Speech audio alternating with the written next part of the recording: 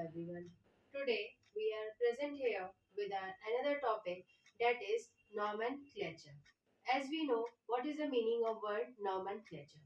Nomenclature means when we are giving any scientific name to a particular organism. That is called as nomenclature.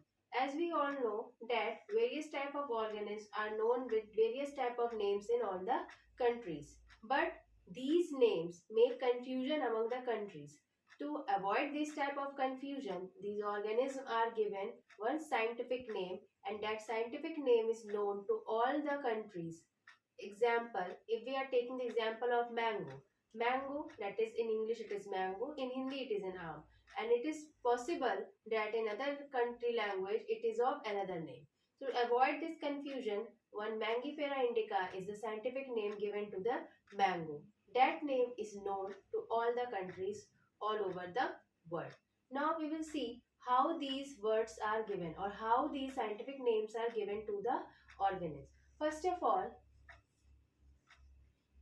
when any name is given, that should be there in Latin language. Latin language means that it should be connected with the history. So first of all, it should be, name should be in Latin language. Second, there should be two components in scientific name. There should be two components in scientific name, where one component is called as generic name, and second component is called as specific epithet.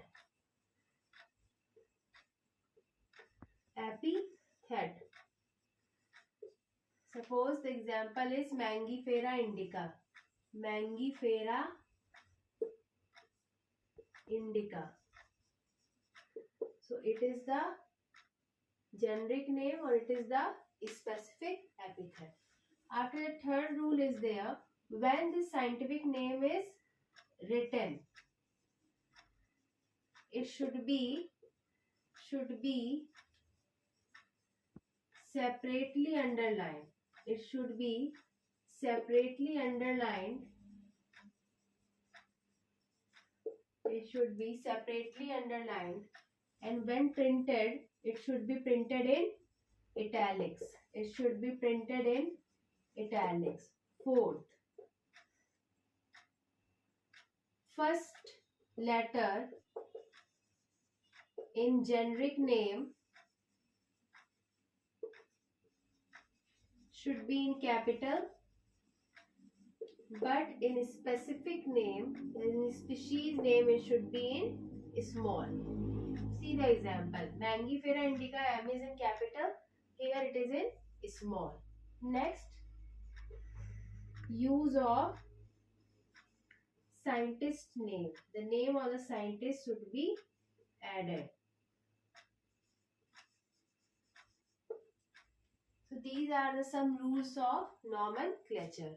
I think you have understood the topic. We will continue tomorrow. Thank you.